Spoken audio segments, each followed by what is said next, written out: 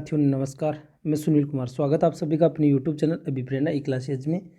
शिक्षा मनोविज्ञान की महत्वपूर्ण प्रश्नोत्तरी के क्रम में आज अपनी जो यूनिक टेस्ट सीरीज है नंबर 7, तो मनोविज्ञान के जो प्रश्न है इसमें अपन शुरुआत करते हैं। तो जो भी चैनल पर नए हैं प्लीज़ आप चैनल को जरूर सब्सक्राइब कर ले। मनोविज्ञान की जो टेस्ट सीरीज है इसकी सबसे महत्वपूर्ण जो पहचान है कि इसमें पहली एग्जाम में आए हुए क्वेश्चन नहीं है, बिल्कुल नए क्वेश्चन है और NCERT बेस पे है। देखिए चलिए शुरुआत करते हैं। सबसे पहला क्वेश्चन है, अभिक्षमता के संबंध में सही कथन है। अभिक्षमता, सबसे पहले आपको ये जानना होगा कि अभिक्षमता हम किसे कहते हैं।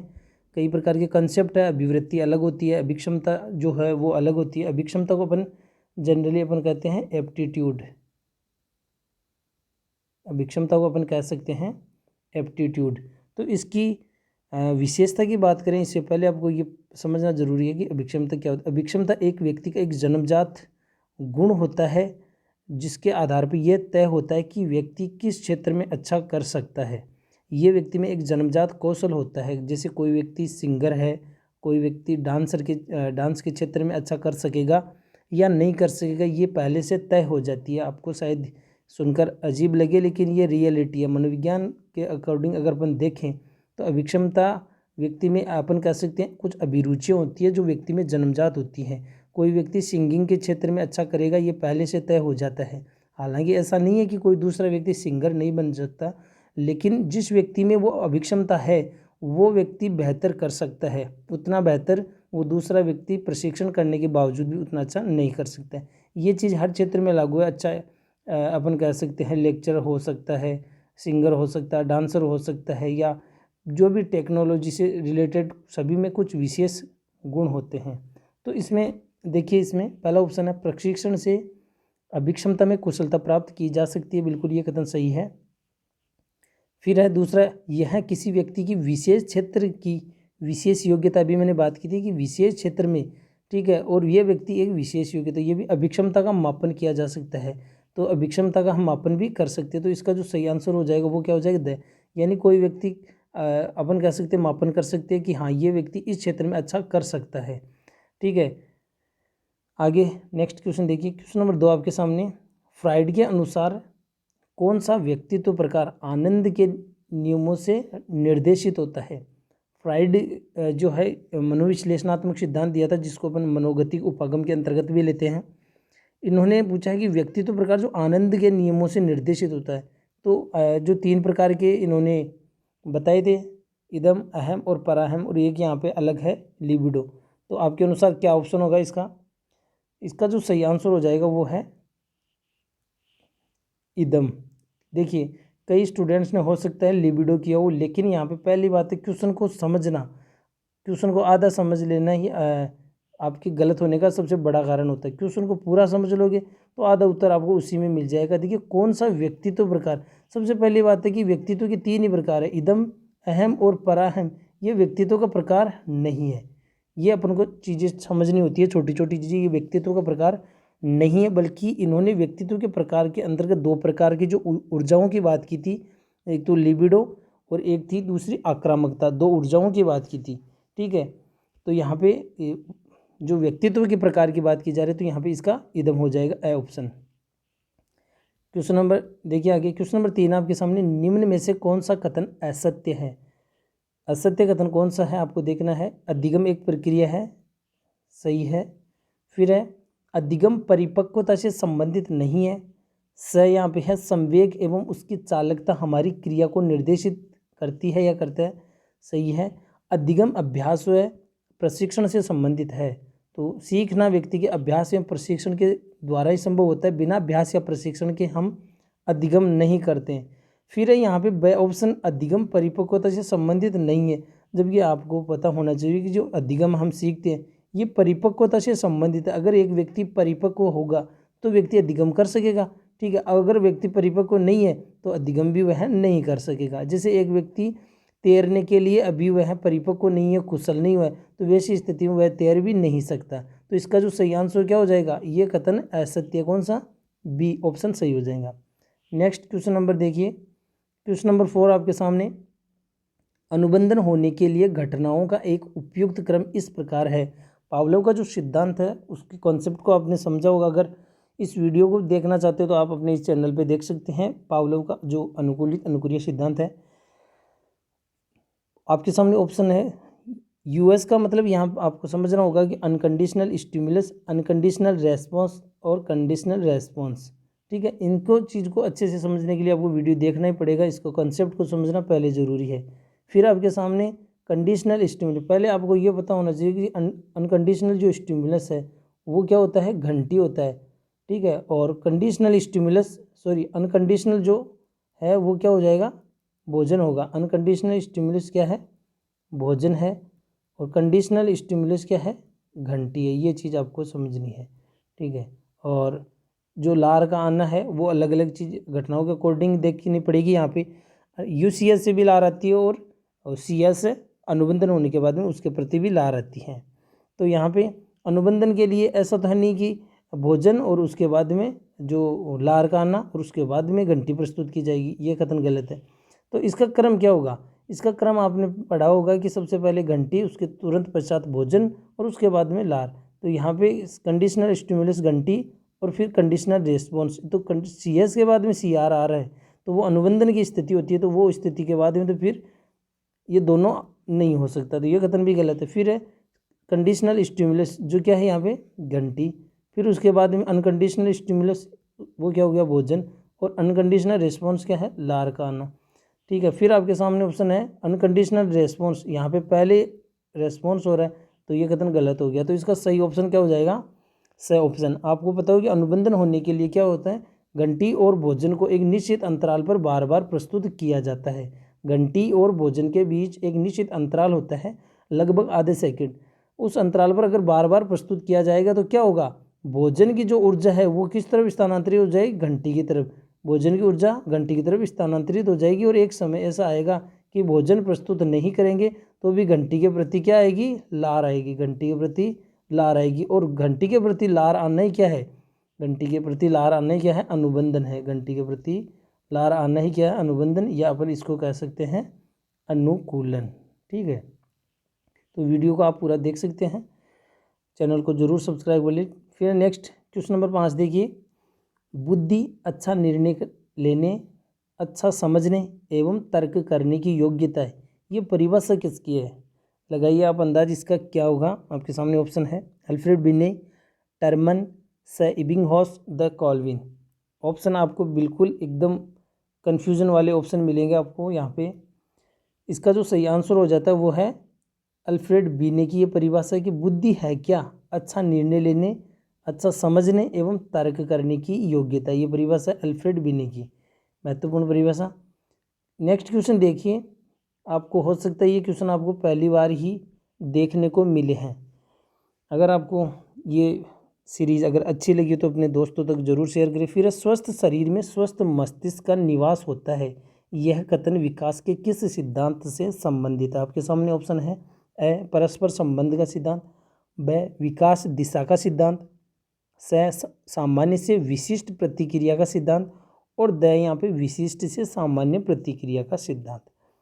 तो इसमें लगाइए क्या होगा, इसका जो सही आंसर हो जाएगा वो है ए। ठीक है, परस्पर संबंध का सिद्धांत। विकास के कई आयाम होते हैं, आपको ये पता होना चाहिए।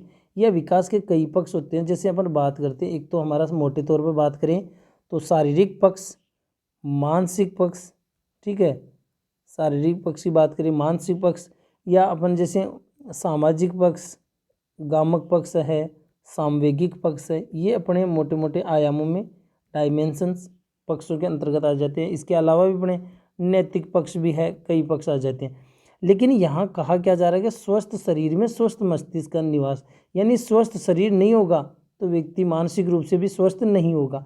तो कहने का मतलब है दोनों एक दूसरे से क्या है, परस्पर संबंधित है। विकास का ये सिद्धांत कौन सा, परस्पर संबंध का सिद्धांत। विकास के जो सभी आयाम है, सभी पहलू एक दूसरे से स्वतंत्र नहीं है, बल्कि क्या है, एक दूसरे से जुड़े हुए हैं। ठीक है, ये सभी एक दूसरे से जुड़े हुए, स्वतंत्र नहीं है। तो कोई भी विकास का पहलू ये इससे जुड़ा हुआ है, इसका प्रभाव इस पर पड़ेगा और इसका प्रभाव इस पर। तो विकास के सभी पहलू एक दूसरे से अंतर संबंधित है, जुड़े हुए हैं, ना कि वो स्वतंत्र है। अगर वो स्वतंत्र होते हैं, ठीक है, जैसे शारीरिक पक्ष अलग होता है, मानसिक पक्ष अलग होता है, तो इसका प्रभाव इस पर नहीं पड़ेगा और इसका प्रभाव इस पर नहीं पड़ेगा। लेकिन होता क्या, शारीरिक पक्ष का प्रभाव मानसिक पर पड़ेगा और मानसिक विकास का प्रभाव इसके ऊपर पड़ेगा। तो विकास के सभी पहलू एक दूसरे से अंतर संबंधित है, जिसे विकास का परस्पर संबंध का सिद्धांत अपन कहते हैं। नेक्स्ट क्वेश्चन नंबर 7 देखिए, जीन पियाजे के अनुसार किस अवस्था में बालक शाब्दिक आधार पर तर्क करने में सक्षम हो जाता है। यहाँ पे क्वेश्चन को अच्छे से समझ लेना, इसका मतलब आपको आधा आंसर मिल गया है। तो देखिए, पियाजे के अनुसार किस अवस्था में बालक शाब्दिक आधार पर तर्क करने में सक्षम हो जाता है। तो आपको जीन पियाजे का जो कॉन्सेप्ट है, पूरा जो टॉपिक है, वो आपको अच्छे से समझना जरूरी है। तो देखिए, एक तो बालक तर्क करने की बात आती है तो वो 4th स्टेज में भी तर्क करता है, बालक 3rd स्टेज में भी तर्क करता है। लेकिन यहाँ पे जो सबसे महत्वपूर्ण शब्दावली है शाब्दिक आधार पर, ये अगर आपने इसको अच्छे से समझ लिया तो आपका क्वेश्चन गलत नहीं होगा। देखिए, जो तीसरी यहाँ आपके सामने ऑप्शन है, संवेदीपेशीय अवस्था, बी प्राक संक्रियात्मक अवस्था, ठीक है, सी है मूर्त संक्रियात्मक और द अमूर्त या औपचारिक संक्रियात्मक अवस्था। ठीक है, ये जो है इसका समय जन्म से 2 वर्ष, इसका 2 से 7 वर्ष, इसका 7 से 11 वर्ष और इसका 11 से 15 वर्ष या इसके अपन आगे मानते हैं। ठीक है, अब इसमें देखिए शाब्दिक आधार पर तर्क करने की बात की। देखिए, मूर्त जो संक्रियात्मक जो अवस्था है, यहाँ पे वाला क्या होता है, जो मूर्त जो उसके सामने है, जो उसके सामने है, केवल उन्हीं वस्तुओं का वो क्या कर सकता है, उन्हीं पर वो संक्रियाएं कर सकता है। जो उसके सामने है उन्हीं पर वो क्या कर सकता है, संक्रियाएं कर सकता है। लेकिन यहाँ पे कहा जाए कि जो उसके सामने नहीं है, लेकिन फिर भी वो शाब्दिक आधार पर आप उसको मुख्य रूप से कोई क्वेरी दोगे, कोई प्रॉब्लम दोगे, तो वो अमूर्त आधार पर भी उस पर क्या कर सकेगा, संक्रिया कर सकेगा। तो इसका जो सही आंसर हो जाएगा वो क्या हो जाएगा, अमूर्त संक्रियात्मक अवस्था। इसका सही ऑप्शन हो गया डी। यहाँ पे शाब्दिक आधार पर तर्क करने की बात आ गई, या आपको ये पूछा जाता है कि ठोस वस्तुओं के आधार पर तर्क करना है, तो ठोस वस्तुओं की बात आ जाए, जो हम देख सकते हैं, जो हम स्पर्श कर सकते हैं, वो वस्तुएं आ जाती है। तो अगर ऐसा क्वेश्चन आता है तो क्वेश्चन की लैंग्वेज आपको समझनी होगी, वहाँ पे मूर्त संक्रियात्मक अवस्था हो जाएगा। ठीक है, क्वेश्चन नंबर आगे देखिए, क्वेश्चन नंबर 8 आपके सामने, ब्रूनर के अनुसार किस अवस्था में बालक अपनी अनुभूतियों को अपने मन में कुछ प्रतिमाएं बनाकर प्रकट करता है। ठीक है, तो यहाँ पे ब्रूनर ने जो रचनावादी कहलाते हैं, आपको पता है, निर्मितवादी, कंस्ट्रक्टिविज्म, इनको अपन कह सकते हैं कंस्ट्रक्टिविस्ट। तो यहाँ पे उन्होंने कहा कि 3 अवस्थाओं की बात की थी। इन्होंने कितनी अवस्थाओं की बात की थी, 3 अवस्थाओं की बात की थी। जो पहली है जो अवस्था वो इनकी कहलाती है सक्रियता विधि। ठीक है, और दूसरी है प्रतिमा विधि और 3rd जो है वो है सांकेतिक विधि। ठीक है, जिसको अपन कह सकते हैं इनएक्टिव मोड, आइकोनिक, सॉरी, हाँ, और ये हो गया सिंबॉलिक। ये इन्होंने 3 अवस्थाओं की इन्होंने बात की थी। जैसे जीन पियाजे ने 4 अवस्थाओं की बात की थी, वैसे ही ब्रूनर ने भी इन 3 अवस्थाओं की बात की। यहाँ पे प्रतिमाओं की बात की कि बालक क्या होता है कि अपनी बात को प्रकट नहीं कर पाता है, लेकिन वो कैसे कर सकता है, प्रतिमाएं बनाता है और उसके बाद में वो अपनी बात को रख पाता है। तो ये जो अवस्था होती है वो प्रतिमा अवस्था है, जो दूसरी अवस्था है। तो इसका जो सही आंसर हो जाएगा वो क्या है, कौन सा हो जाएगा, ब। नेक्स्ट क्वेश्चन देखिए, नेक्स्ट क्वेश्चन, निम्न में से कौन सा मनोविज्ञान मानव के चिंतन, स्मृति, भाषा, प्रत्यक्षीकरण आदि का अध्ययन करता है। ठीक है, यहाँ पे कुछ महत्वपूर्ण शब्दावली आपको दे रखी है, चिंतन, स्मृति, भाषा, प्रत्यक्षीकरण। इनका संबंध मनोविज्ञान के कौन से उपागम या कौन से क्षेत्र से, आपके सामने ऑप्शन है, व्यवहारवादी मनोविज्ञान, व संज्ञानवादी मनोविज्ञान, सी नैदानिक मनोविज्ञान और द उपरोक्त सभी। तो इसका जो सही आंसर हो जाएगा वो है संज्ञानवादी मनोविज्ञान। ठीक है, नेक्स्ट क्वेश्चन देखिए, क्वेश्चन नंबर 10 आपके सामने है, विकास के किस सिद्धांत के अनुसार बालक का विकास रैखिक न होकर सुदृढ़ीकरण करते हुए होता है। ये क्वेश्चन भी आपके लिए नया क्वेश्चन है। अब देखते हैं आप इसका सही आंसर क्या बताते हैं। आपके सामने ऑप्शन है, ए निरंतर विकास का सिद्धांत, ब वर्तुलाकार सिद्धांत, स विकास प्रतिमान सिद्धांत और द परस्पर संबंध का सिद्धांत। तो इसका जो सही आंसर हो जाता है वो होगा वर्तुलाकार सिद्धांत। आपको ये समझना होगा कि पहली बात तो आपको ये पता होना चाहिए कि विकास कभी भी रैखिक नहीं होता, न ही लंबवत होता है। ठीक है, तो निरंतर विकास का सिद्धांत तो क्या होता है, विकास उसका लगातार होता है।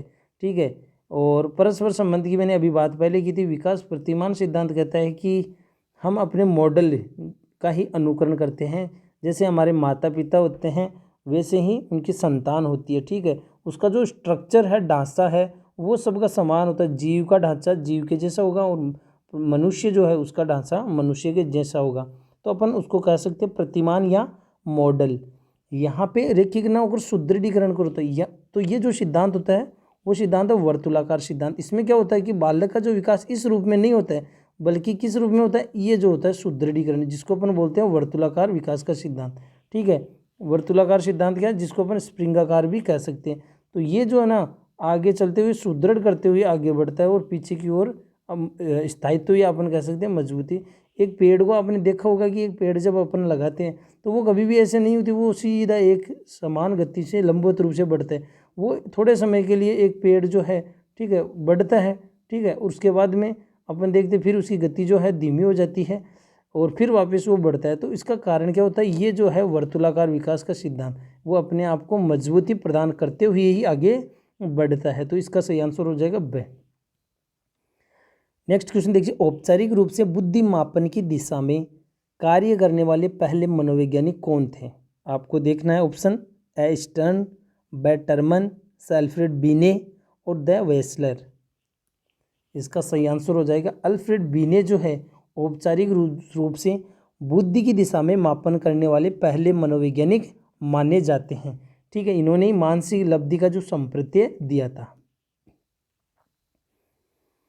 क्वेश्चन नंबर 12 आपके सामने, भग्नाशा या कुंठा, जिसको अपन पहले आपको ये समझना, जिसको अपन कहते हैं फ्रस्ट्रेशन। भग्नाशा या कुंठा सबसे बड़ा आंतरिक कारण माना जाता है। यानी कुंठा अपन कहें किसी भग्नाशा, जब व्यक्ति किसी कार्य करने के लिए तैयार है पूर्ण रूप से, तो अचानक उसके समक्ष उत्पन्न होने वाली जो बाधा है, ठीक है, और उसके कारण व्यक्ति की जो मनोदशा बनती है उसको अपन कहते हैं फ्रस्ट्रेशन, भग्नाशा या कुंठा। इसका व्यक्तिगत आंतरिक कारण मानना है। आंतरिक कारण आप किसे लेंगे? असंगत आवश्यकताएं, व मानसिक संघर्ष, परिस्थिति और द नैतिक आदर्श। देखिए परिस्थितियां बाहरी होती है, यहाँ पे आंतरिक कारण की बात की। मानसिक संघर्ष जो होता है वो अपन कह सकते हैं द्वंद्व की स्थिति होती है, न कि भग्नाशा या कुंठा की स्थिति। बिल्कुल इनके बीच में बारीक अंतर है, उसको अपन को समझना होता है। असंगत आवश्यकताएं ये भी इसके अंतर्गत नहीं है। इसका सही आंसर हो जाएगा नैतिक आदर्श। ठीक है, नैतिक आदर्श जो होता है व्यक्ति की कुंठा का एक आंतरिक कारण माना जाता है। कई बार क्या होता है, व्यक्ति किसी कार्य को करना चाहता है लेकिन वो अपने कुछ नैतिक आदर्शों की वजह से व्यक्ति चाहकर भी उन कार्यों को नहीं कर पाता है, तो वो चीज़ कहलाती है नैतिक आदर्श। जैसे व्यक्ति को भूख लगी हुई है और व्यक्ति मान लीजिए भोजन करने के लिए तैयार और अचानक उसके जो कॉन्शियस माइंड है, चेतन मन है, ठीक है, वो उसको रोक देता है कि आप मतलब चोरी करके या दूसरों का भोजन खाओ मत। ठीक है, तो वो आपके सामने अपना नैतिक आदर्श की जो स्थिति है व्यक्ति के किसी कार्य को रोकने का एक बड़ा आंतरिक कारण हो सकता है। तो इसका सही आंसर हो जाएगा डी। Next question number 13। ठीक है, हो सकता है आपको थोड़ा सा ऐसा लग रहा होगा कि स्पीड धीमी है, लेकिन कंसेप्ट को अच्छे से समझे बिना आगे बढ़ना उचित नहीं है। फ्राइड के अनुसार कौन सा मन व्यक्तित्व का नैतिक अस्त्र है जो आदर्श प्रस्तुत करता है? आपके सामने ऑप्शन है चेतन मन, व अवचेतन मन। अवचेतन जो होता है उसको अपन सबकॉन्शियस माइंड कह सकते हैं, सबकॉन्शियस माइंड, जिसको अपन अर्धचेतन मन भी कहते हैं। ठीक है, तो यहाँ पे नैतिक अस्त्र तो कौन सा है, और फिर अचेतन मन और चेतन मन, और या उपरोक्त सभी। देखिए आपको पता है कि व्यक्ति के 3 मन कार्य करते हैं किसी भी कार्य को करने के दौरान, चेतन, अवचेतन और अचेतन मन। ठीक है, यहाँ पे नैतिक अस्त्र की जो अवचेतन मन जो है, ठीक है, वो तो अपन कह सकते हैं एक बच्चे में जो अपन कह सकते हैं स्वतंत्र रूप से कार्य करता है बिना किसी रुकावट के, वो अवचेतन मन है। और कार्य के बीच में संतुलन बनाने वाला अवचेतन मन है। और ये जो चेतन मन होता है वो व्यक्ति का एक अपन कह सकते हैं नैतिक अस्त्र होता है, जो व्यक्ति को किसी कार्य को एक तरीके डायरेक्शन देता है कि ये कार्य आपको करना है, ये कार्य नहीं करना है। ठीक है, उसको अपन कह सकते हैं चेतन मन, यानी आदर्शवादी जो स्थिति होती है वो चेतन मन के द्वारा होती है। Question number 13 complete. Question number 14 देखिए, शिक्षा मनोविज्ञान के ज्ञान द्वारा एक शिक्षक क्या कर सकता है? बालक की व्यक्तिगत विभिन्नताओं का ज्ञान प्राप्त करता है उसके समक्ष, बिल्कुल। उचित शिक्षण विधियों का चयन करता है, ये भी सही है। कक्षा कक्ष में अनुशासन स्थापित करता है, ये सही। तो इसका सही आंसर क्या हो जाएगा? द उपरोक्त सभी।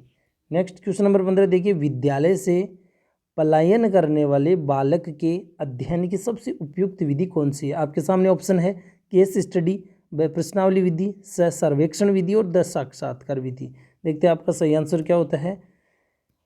इसका जो सही आंसर हो जाएगा वो है ऑप्शन केस स्टडी। ठीक है, केस स्टडी जो सबसे पहले आपको देखना होगी कि बालक जो विद्यालय से पलायन कर रहा है तो वो एक अपन कह सकते हैं विद्यालय समस्या से संबंधित है, और वो पलायन करने की जो है उसकी एक समस्या बन चुकी है। तो वैसी स्थिति में उस समस्या का वास्तविक कारण ढूंढने के लिए व्यक्ति को क्या केस स्टडी, व्यक्ति इतिहास विधि का सहारा लेना पड़ता है, ताकि व्यक्ति की समस्या का वास्तविक निदान किया जा सके और उस निदान के आधार पर अच्छी तरीके से उपचार किया जा सके, या बालक की विद्यालय छोड़ने की जो समस्या है उसका सही समाधान किया जा सके। तो इसका सही आंसर हो जाएगा ए। क्वेश्चन नंबर 16 देखिए, शिकागो क्रियात्मक परीक्षण किस प्रकार का परीक्षण है? आपको पता है कि शिकागो क्रियात्मक परीक्षण जो बुद्धि परीक्षणों के अंतर्गत आता है। अब ये कौन सा परीक्षण? आपके सामने ऑप्शन है व्यक्ति क्रियात्मक परीक्षण, सामूहिक शाब्दिक परीक्षण, सामूहिक अशाब्दिक परीक्षण और द व्यक्तिक अशाब्दिक परीक्षण। देखिए, शिकागो क्रियात्मक जो क्रियात्मक शब्द दे रखा है तो इसका मतलब है ये अशाब्दिक परीक्षण। आपके सामने दो ऑप्शन है। अब यहाँ पे आपको ये बताना कि ये व्यक्तिक है या सामूहिक, तो इसका जो सही आंसर हो जाएगा वो है सामूहिक अशाब्दिक परीक्षण। तो क्वेश्चन नंबर जो 16 है उसका सही आंसर हो जाएगा से। क्वेश्चन नंबर 17 आपके सामने, निम्न में से कौन सा व्यक्तित्व का लक्षण नहीं है? आपको पता ना इसमें व्यक्तित्व का लक्षण कौन सा इसमें नहीं है। यह निश्चित रूप से स्थिर होता है, ब यह विशिष्ट होता है, स आंतरिक एवं बाह्य पक्ष को सम्मिलित करता है और द यह जन्मजात व्यक्ति के विचारों का परिणाम है। देखिए, इसका जो सही आंसर, यह निश्चित रूप से स्थिर होता है, गलत। व्यक्तित्व निश्चित रूप से स्थिर नहीं होता है, निश्चित रूप से स्थिर नहीं होता, बल्कि कैसा होता है? गतिशील होता है। आपने ओलपोर्ट की परिभाषा पढ़ी होगी, व्यक्तित्व मनोदैहिक व्यवस्थाओं का एक गत्यात्मक या गतिशील संगठन है, ठीक है, न कि स्थिर है। व्यक्तित्व प्रकृति जो होती है अपन अपेक्षाकृत स्थिर कह सकते हैं, लेकिन यहाँ पे ये जो निश्चित शब्द है उसका मतलब ये ऑप्शन बिल्कुल ही गलत हो गया। आपको यही बात पूछी थी कौन सा इसका लक्षण नहीं है। यह विशिष्ट होता है, यूनिक होता है, अद्वितीय होता है, कथन सही है। यह आंतरिक और बाह्य पक्ष को सम्मिलित, व्यक्तित्व के अंतर्गत केवल आंतरिक नहीं बल्कि आंतरिक एवं बाह्य दोनों पक्ष से सम्मिलित होते हैं, और यह जन्मजात हुए व्यक्ति के विचारों का परिणाम। व्यक्तित्व आपको जो मिला है वही केवल पूर्णतः व्यक्तित्व नहीं है, आपका शरीर, रंग रूप, आकार, ये चीज़, बल्कि आपके विचार, आपका जो व्यक्तित्व वो भी व्यक्तित्व के परिणाम के अंतर्गत आता है। तो यही चीज़ आ जाती है आंतरिक एवं बाह्य के अंतर्गत, ठीक है। तो क्वेश्चन नंबर 17 का जो सही आंसर हो जाएगा इसमें ए, ये इस व्यक्तित्व का लक्षण नहीं है, बाकी ये जो इस व्यक्तित्व के लक्षण है ब से द। क्वेश्चन नंबर 18 देखिए, कौन सा युग्म सही नहीं है? आपको पूछा सही नहीं है। व्यवहारवाद वॉटसन का, ये सही है। संरचनावाद विलियम वुंट का, प्रकार्यवाद विलियम जेम्स, तो इसका जो होगा ऑप्शन ये सही नहीं। गेस्टाल्टवाद जॉन ड्यूई का नहीं है, ठीक है। तो इसका क्या हो जाएगा? Option the. क्वेश्चन नंबर 19 देखिए, जब बालक सीखने के लिए तैयार होता है तब वह जल्दी या प्रभावशाली तरीके से सीखता है। यह नियम किस सिद्धांत से संबंधित है? क्वेश्चन को समझिए। जब बालक किसी कार्य को सीखने के लिए तैयार होता है तो वह उसको क्या है, वह उसको जल्दी एवं प्रभावशाली तरीके से सीखता है। यह नियम किस सिद्धांत से संबंधित है? आपके सामने ऑप्शन है टॉलमेन, बाय कोर्टलेविन, से थॉर्नडाइक और द पांडुरा। तो इसका सही आंसर हो जाएगा थॉर्नडाइक, ठीक है। बाकी ऑप्शन आपको क्या दिख रहे हैं उस पर ज़्यादा दिमाग नहीं लगाना है। आपको सीखने के नियमों की बात की गई, सीखने के नियम थॉर्नडाइक के द्वारा दिए गए, ठीक है। यहाँ पे देखिए एक शब्द है, एक एक शब्दों को अगर आप पकड़ोगे तो निश्चित रूप से आप क्वेश्चन को सही करोगे। तो सीखने के लिए तैयार तो वह जल्दी प्रभावशाली तरीके से सीखता है। तो यह नियम किस सिद्धांत से? तो ये थॉर्नडाइक के उद्दीपन अनुक्रिया स्टिमुलस रेस्पॉन्स थ्योरी से संबंधित है। और ये अंतिम क्वेश्चन है, शिक्षक को प्रत्येक माह के अंत में वेतन दिया जाना पुनर्बलन के किस शेड्यूल की ओर इंगित करता है। अगर आपको पुनर्बलन की जो अनुसूची है, रेनफोर्समेंट शेड्यूल है, उसका पता नहीं तो आप मात्र 5 मिनट 10 मिनट का वीडियो बनाया हुआ है, आप चैनल पे जाके ज़रूर देख सकते हैं। इससे पहले आपको चैनल सब्सक्राइब कर लेना चाहिए। आपके सामने ऑप्शन है, देखिए यहाँ पे 2 चीज़ें आपको पकड़नी होगी कि पुनर्बलन के प्रत्येक माह, एक शब्द आपके सामने है, इस जो वीडियो को देखोगे आप 10 मिनट में तो वो क्लियर हो जाएगा। प्रत्येक माह जो है वो निश्चित के अंतर्गत आता है, ठीक है। प्रत्येक माह जो है वो किसके अंतर्गत आता है, प्रत्येक माह है, ठीक है। प्रत्येक माह यहाँ निश्चित है और वेतन दिया जाना कौन सी, तो यहाँ आपके सामने है ऑप्शन स्थिर अनुपात, बी परिवर्ती अंतराल, सतत पुनर्बलन, और द है यहाँ पे चर अनुपात, ठीक है। तो इसके अंतर्गत सही ऑप्शन हो जाएगा स्थिर अनुपात अनुसूची, ठीक है। जब निश्चित है हर माह को और वेतन जो है वो किसके अंतर्गत आएगी, वेतन की बात की तो देखिए ध्यान दीजिए यहाँ पे 2 चीज़ें आपको समझना होगा, सॉरी, इसके अंतर्गत अगर अनुक्रिया की बात की जाती है, अनुक्रिया, तो वहाँ पे आप अनुपात अनुसूची काम में लोगे, लेकिन अगर समय की बात दी जाए तो आप कौन से अनुसूची काम में लोगे, अंतराल। और अगर निश्चित है तो वो निश्चित अंतराल हो जाएगी। यहाँ पे प्रत्येक माह की बात की जा रही है तो यहाँ पे निश्चित अंतराल अनुसूची काम में आएगी, ठीक है। तो यहाँ पे देखिए सतत पुनर्बलन, इसमें आपको ऑप्शन नहीं दे रखा है, स्थिर अनुपात और जो है इसके अंतर्गत सतत चर अनुपात, या अनुपात नहीं होगा, अंतराल हो जाएगा, जो अपन इसको कह सकते हैं, यहाँ पे अपन कह सकते हैं सतत या एक तरीके से निश्चित अंतराल हो जाएगा इसके अंतर्गत, निश्चित अंतराल अनुसूची, निश्चित अंतराल अनुसूची ये इसके अंतर्गत हो जाएगा, निश्चित अंतराल अनुसूची। तो क्वेश्चन नंबर 20 में सही आंसर क्या होगा, निश्चित अंतराल अनुसूची। तो ये थी आज की अपनी टेस्ट सीरीज। कैसे लगे आपको क्वेश्चन, अपने कमेंट करके जरूर बताएं, और जो भी चैनल पर नहीं प्लीज़ आप चैनल को जरूर सब्सक्राइब कर लिए ताकि आने वाले हर वीडियोज़ आपको नोटिफिकेशन आपको मिल सके। धन्यवाद।